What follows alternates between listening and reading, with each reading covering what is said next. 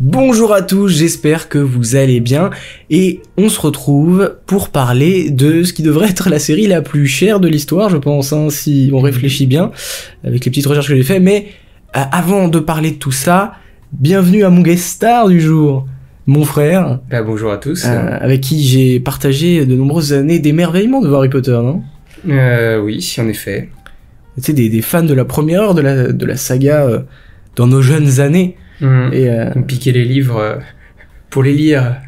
Bon, ça j'ai pas souvenir, mais bon, on va pas rentrer sur ce débat-là. Mais on a eu de nouvelles informations sur cette série, et notamment sur le budget de la série. C'est un gros indice, puisqu'il devrait dépasser le milliard, voire peut-être plus, ce qui est pas tout à fait inimaginable, et aussi le début de la construction des décors, alors que le tournage est prévu normalement pour l'été 2025, donc dans quelques mois seulement. Il pourrait même commencer à la fin du mois en réalité. Je pense plus que ce sera vers juin-juillet, à voir si tout se passe bien. Mais parlons de cette info en particulier. Ça en fait beaucoup, 7. Il y en aura plus que 7. On n'est pas là pour rire, un peu de sérieux s'il vous plaît.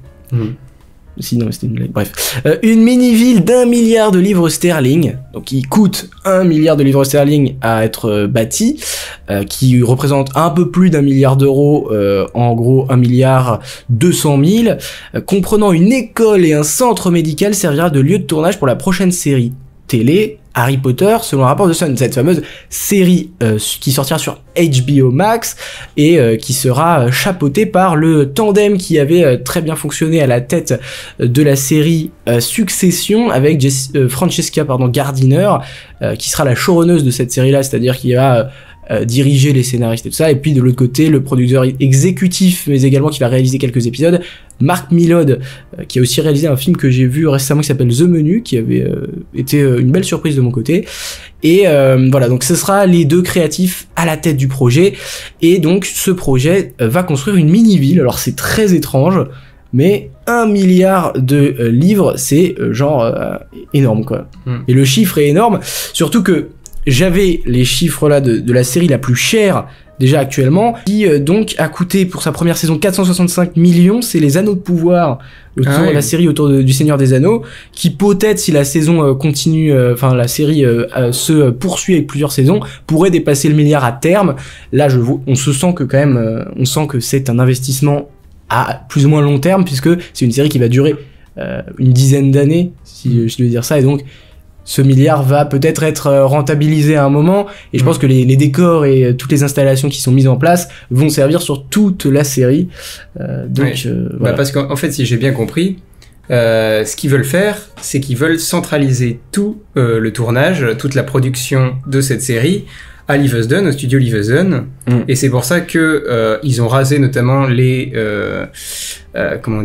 décors des Animaux Fantastiques en extérieur qu'ils avaient fait à Leavesden pour les films, du coup, pour les films des Animaux Fantastiques, pour les remplacer par finalement une sorte de, comme tu as mis, une mini-ville, pour que et les enfants acteurs qui vont donc jouer nos personnages de Harry Potter, Ron, Hermione, tout ça, et tous les autres acteurs d'ailleurs, puissent vivre, être soignés, être scolarisés, c'est ça, au même endroit, pour éviter des frais de transport, pour que le tournage se passe sans accroc et qu'on puisse justement avoir nos saisons qui sortent pas trop tard, les unes après les autres. Mais que ce soit ou pas, le centre médical il servira sûrement à tout le casting et même les équipes techniques et réalisateurs, producteurs, tout ça. Si jamais il y a des pépins sur le tournage, je pense que c'est utile d'avoir ce centre médical et l'école. Ça avait déjà été le cas, il me semble, hein, pour la série de films, la saga cinématographique. Il me semble qu'il y avait, alors je sais pas si c'était des profs particuliers ou quoi, mais ils avaient des cours directement sur le tournage, ou en tout cas à côté quoi. Au même studio Leavesden, puisque ça tourne au même endroit où avaient été tournés les 8 films, en tout cas pas tous les 8 films parce qu'au début ils tournaient pas en studio pour les 2 premiers il me semble, mais à partir du 3 en tout cas ils avaient monopolisé ces studios là, et là ils vont construire beaucoup plus que ce qui a déjà été fait, sachant que c'est officiel, mais ils vont réutiliser certains décors qui avaient déjà servi au film, ce qui peut être critiquable, hein, puisque on peut se dire qu'ils repartent pas d'une page blanche et qu'ils vont réutiliser le travail qui a été fait précédemment, notamment la grande salle qui va être la même que dans les films. ce qui honnêtement me fait rien particulièrement parce que c'était un décor très acceptable hein, pour ce qui était la... C'était même, disons, un peu le décor clé, notamment du premier film, oui. Ce qui a marqué finalement la patte artistique de ce film et même de la saga qui va suivre, même si évidemment ça s'assombrit ensuite. Ouais. Et on peut même penser que, au-delà de la série Harry Potter qui devrait peut-être comprendre, on peut imaginer cette saison, mais peut-être plus, on sait pas. On suppose, et il y a beaucoup de choses qui ont été écrites à ce propos, qu'il y aurait d'autres séries annexes de l'univers, des spin-offs, notamment peut-être préquels sur les parents de Harry. Moi j'ai toujours trouvé que l'histoire des parents de Harry était presque plus intéressante que l'histoire de Harry, parce qu'il y a beaucoup plus de drame là-dedans. Ils finissent par se sacrifier, ils luttent dans une période où Voldemort est au pouvoir, alors que Harry lui essaie de l'empêcher d'arriver. Donc c'est vrai qu'il y a énormément de potentiel sur cette époque-là, en plus du parallèle des maraudeurs et tout ça. Et donc, pour comparer à la saga de films, elle a coûté au total, après je suis pas sûr que ça prend en compte la promotion et tout ce qui s'ensuit, mais de toute façon avec tout ce qui est produits dérivés, ils ont largement rentabilisé honnêtement, mais ça avait coûté un peu plus d'1 milliard de dollars, ce qui représente 824 millions de livres sterling, ce qui veut dire que rien que la construction de cette mini-ville à Leavesden, ouais, c'est plus cher que l'entièreté de la saga. C'est-à-dire ça ne comprend même pas les honoraires des acteurs, pour payer l'équipe technique, pour les copyrights, pour la musique, pour tout. Et ce qui va coûter très cher notamment, ça va être les effets spéciaux, parce que on a quand même des CGI, des VFX juste impressionnants qui vont être alloués à cette série pour la magie, pour tout ce qui va se passer. Et donc là, on voit qu'ils font vraiment quand même très confiance à cette série. On sent qu'ils misent beaucoup là-dessus, et c'est vrai que dans ce que Bloys, donc qui est le directeur de la partie streaming de Warner Bros, a vraiment accentué sur ce point-là, c'est que ça va être peut-être le plus gros projet de Max, de HBO et de Warner dans ces prochaines années. Mais c'est vrai que ça fait un peu tourner la tête ces chiffres-là. Hein. On se dit qu'ils vont ça va devoir être un succès, c'est-à-dire que ça ne peut pas flopper pour eux. Est-ce que ça va être un plus grand succès que Game of Thrones ? Est-ce que ça va être un plus grand succès que d'autres séries Netflix qui vont sortir en même temps, ou des saisons de séries qui vont sortir à ce moment-là ? Bah ça on le verra plus tard. Ah, ils ont pas trop le choix. Je veux dire, au vu de ce qu'ils investissent. Mais donc ouais, on est sur très gros investissement. Donc en gros, ce qu'il faut retenir, c'est que Warner agrandit tout ce qui est complexe. D'ailleurs, on était allé dans le coin. Est-ce que c'est là qu'il y a le studio tour ? Et oui, c'est là qu'il y a le studio tour de Harry Potter, donc cette espèce d'énorme exposition sur l'univers. Mais c'est pas là où il filme évidemment. C'est un autre endroit qui est juste à côté. Donc on a eu la chance d'y aller, ça c'était un très bon souvenir aussi. Faudra y retourner à l'occasion en vrai. Parce que ça commence à faire longtemps. Et du coup ils agrandissent tout leur complexe donc près de Watford, en construisant des routes, des parkings, des hangars. Pour la construction des décors, évidemment, pour construire la plupart des décors, il y a besoin de place. Et je pense que construire des hangars entiers, ils vont s'étaler un petit peu sur tout ce qui est rural, je pense, et ça va coûter encore bon alors je sais pas si c'est compris, j'imagine que c'est compris dans les plus de 1,1 milliard de livres qui sont mis en investissement, mais c'est vrai que c'est étourdissant encore une fois. Et les réalisateurs construisent une école spécialisée pour accueillir une centaine de jeunes artistes qui doivent rester sur place pour les tournages de longue durée. Donc j'imagine que les figurants, parce qu'il y avait ce côté un peu bizarre dans les films, c'est que les élèves autres que ceux de Gryffondor changeaient en fonction des films. C'est-à-dire, il y a des élèves qui déménageaient ou je ne sais quoi, mais en tout cas, il y avait deux nouveaux. Par exemple, le fameux élève là dans Harry Potter et le prisonnier d'Azkaban qui voit le Sinistros, qui ne revient jamais après. Et je pense que du coup, ils vont sélectionner leurs figurants dès le début et qui vont rester jusqu'à la fin. Et puis d'ailleurs, il y a des personnages qui ne sont absolument pas importants au début de la saga. Comme par exemple, comment elle s'appelle, Rose. Il me semble qu'elle s'appelle Rose. De quoi ? De qui ? La petite amie de Ron. Lavande. Ah, c'est Lavande. Oh, le Rose, Lavande. Bon, Lavande Brown, qui est donc... qu'est-ce que je voulais dire déjà ? Oui, qui n'est absolument pas importante au début de la saga, et qui se retrouve à avoir un rôle plutôt important dans le 6e film, en tout cas pour les relations sentimentales des personnages. Et il y avait une actrice qui avait été castée pour Lavande Brown dans la saga de film, qui a été virée pour la remplacer par une autre qui était jugée plus bankable. Enfin, voilà. Donc ça, c'est... Ouais, je crois qu'il y a eu 3 actrices différentes. Voilà, donc c'était... Là, ils vont essayer peut-être d'avoir cette cohérence à long terme et de mettre peut-être plus l'accent sur les personnages secondaires, puisque Harry, Ron et Hermione, on les connaît. Neville, Ginny... Quoique Ginny, quand même. À voir où ils vont aller avec ça. Et donc, du coup, l'école dont on parlait, c'est celle dont on parlait juste avant. Et du coup, une installation spécialisée sera en cours de construction pour héberger des divers animaux nécessaires au tournage, notamment des chiens, oiseaux de proie, rongeurs, serpents, araignées et chevaux. À voir pour leur... Ce serait une vraie ménagerie. Ouais, faudrait quand même leur fournir un minimum de conditions de vie acceptables. Et c'est surtout que j'espère, parce que en hébergeant tous ces animaux, c'est bien gentil, on leur donne à manger, on les fait gambader et tout ça, mais ça fait un bruit de fou, des animaux. Donc pour le tournage, bon alors peut-être, oui évidemment la plupart... Non mais t'inquiète pas, ils vont pas gêner le tournage. Hein. La plupart va se faire sur plateau, mais si on fait des tournages en extérieur, tu peux entendre des... Mais c'est bien en tout cas. Enfin ça veut dire qu'ils vont ils vont prendre. Alors c'est bien ou pas, tout dépend à quel point ils seront bien traités ou pas et mis dans les meilleures conditions. Mais c'est toujours mieux d'avoir de vrais animaux que des animaux faits en images de synthèse, je pense. S'ils sont respectés, choyés comme il se doit. En même temps, les animaux principaux dans Harry Potter, c'est des chats, des rats et des hiboux. Donc, tu vas rarement aller faire des CGI pour ça. Ce sont de vrais animaux. Je sais pas, en tout cas, on verra. Mais il faut... Parfois, même, peut-être que les CGI, c'est mieux si vraiment ils les enferment dans les cages pendant les 10 saisons. Ce serait mieux. Mais franchement, c'est pas mal. Les araignées, par contre... bon, j'imagine qu'ils vont pas trouver une Aragog vraie. Mais du coup, peut-être que les araignées de la saison 2, pourquoi pas, pourraient... Enfin, du tome 2 adapté, pourraient être réelles. Ce qui n'était pas spécialement le cas, je pense, dans la Chambre des Secrets. Ça pose question par rapport aux élèves, du coup, parce que faut pas que ce soit des araignées dangereuses, il faut pas qu'ils aient trop peur. Hein. Ouais. On va leur dire que c'est des animatronics. Et du coup, des chevaux aussi. Ok. Attends, je pense qu'on peut revenir là-dessus.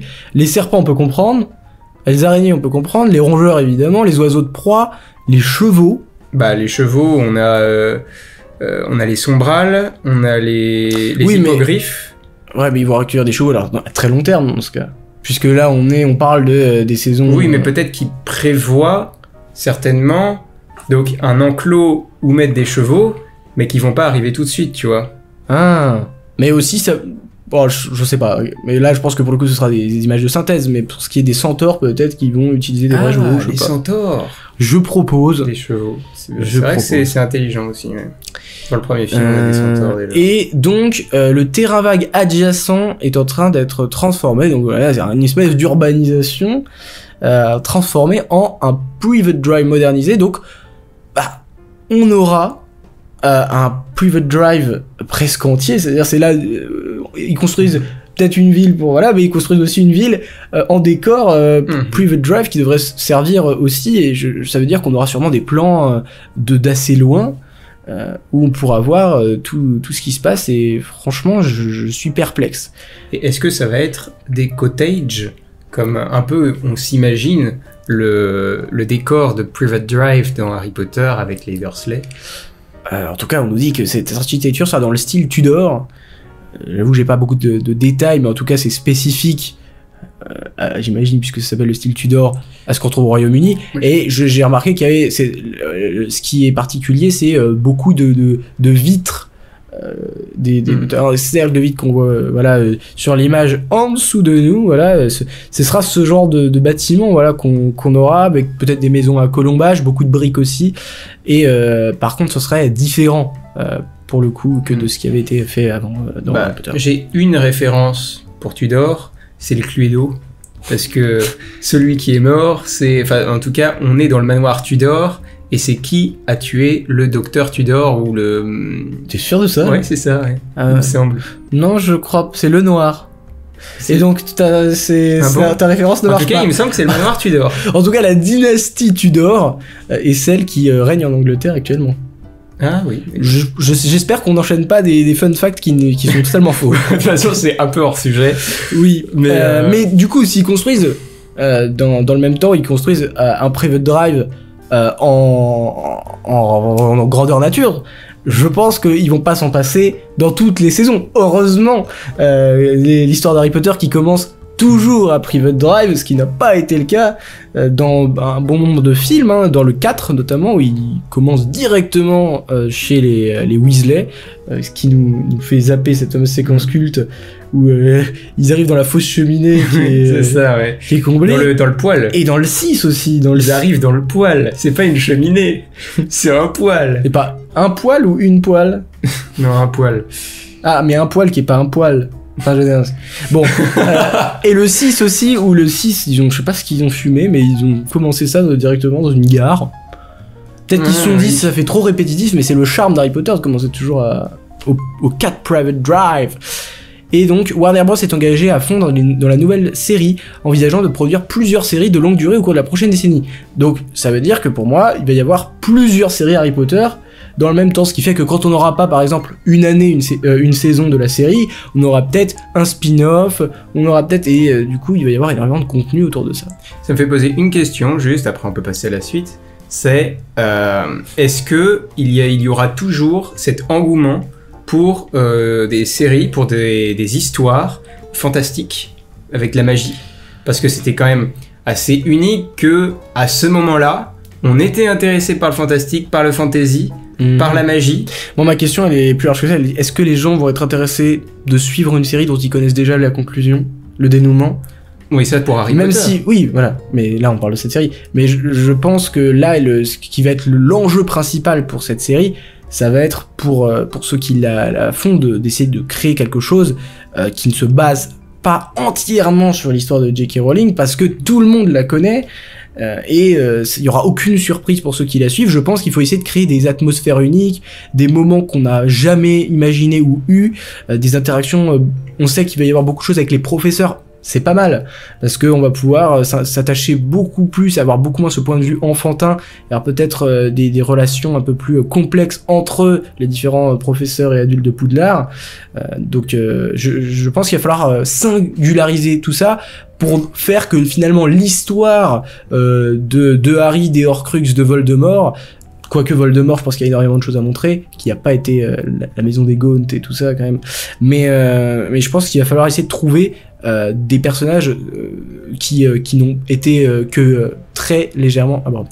Après, ce que je pense, c'est que la cible de cette série, ça va être principalement des enfants. Pourquoi ? Parce que les adultes mettent leurs enfants devant un film, devant une série, et la série va toucher les enfants, et les enfants vont grandir avec cette série, comme les acteurs vont grandir avec la série. Mais je pense que ça va être l'objectif, que ce sera leur cible principale. Je pense qu'il faut pas quand même perdre de vue que le dernier film Harry Potter, il remonte à maintenant 15 ans. Le premier film Harry Potter, il remonte à plus de 20 ans.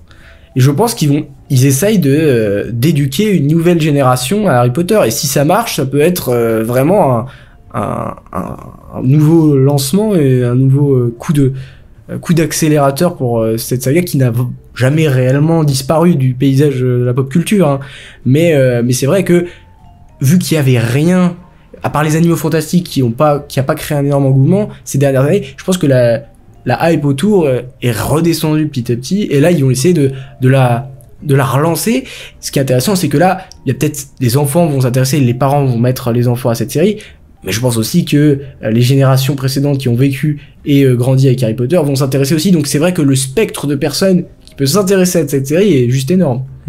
Et pour revenir, on a des images, voilà, de ce fameux terrain vague construit où on va avoir la construction du Private Drive.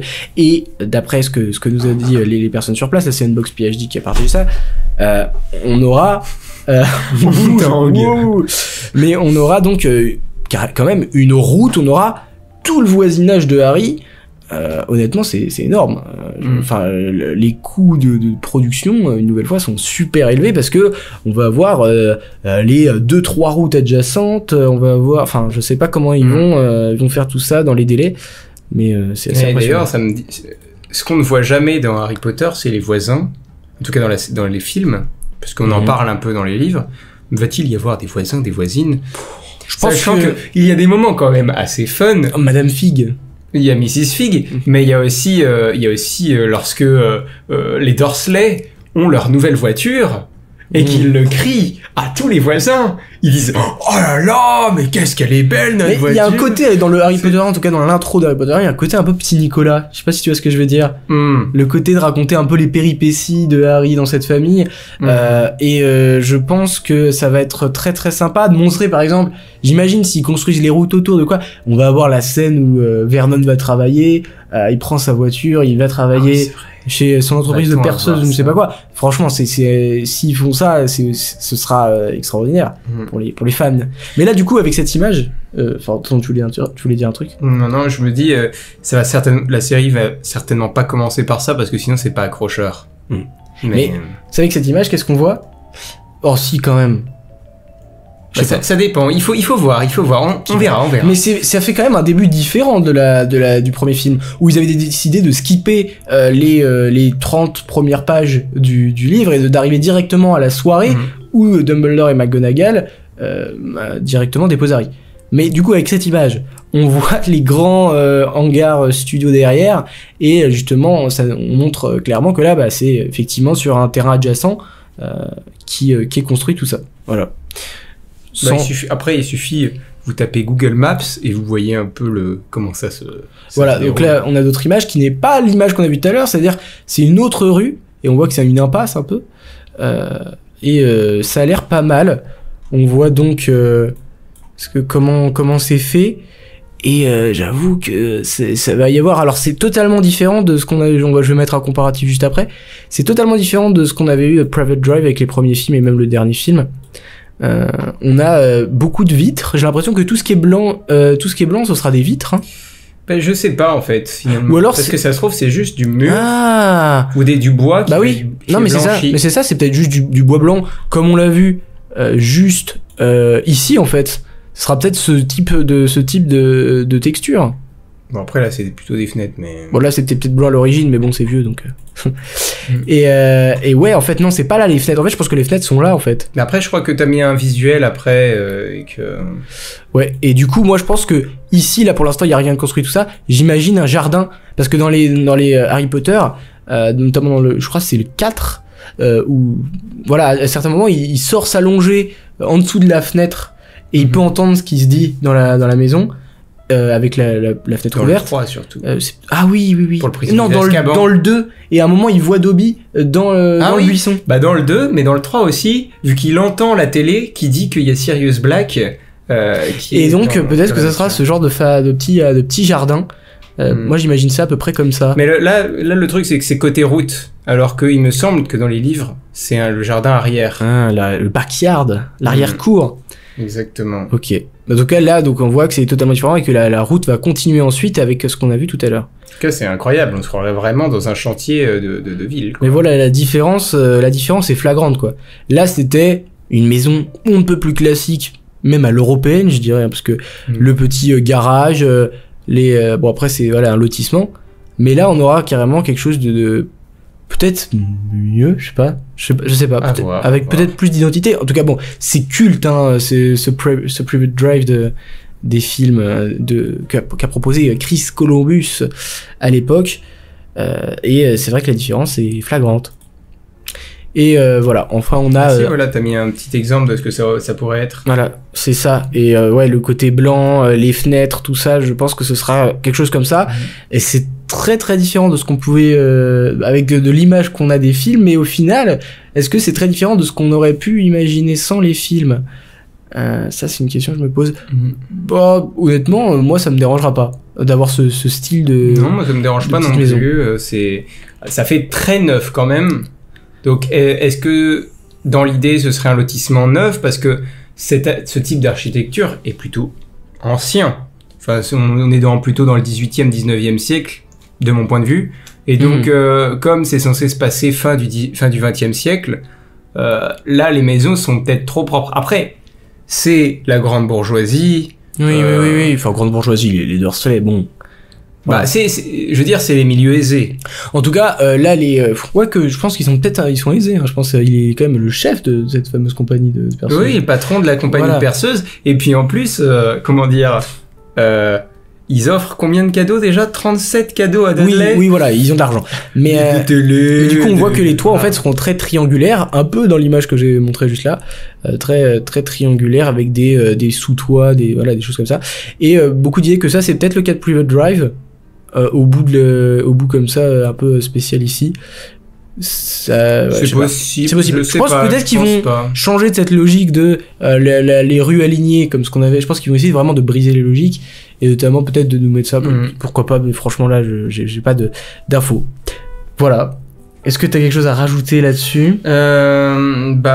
Voyons ce que ça va devenir et j'espère que ça sera une bonne surprise déjà, parce qu'il y avait le casting qui a été, une partie du casting qu'on a connu, et j'y reviendrai après quand on aura tout le monde, parce que là, honnêtement, je préfère faire une grosse vidéo sur tout le casting plutôt que deux petites vidéos sur le casting. Donc voilà, vous aurez cette vidéo, mais voilà, j'espère que ça vous a plu.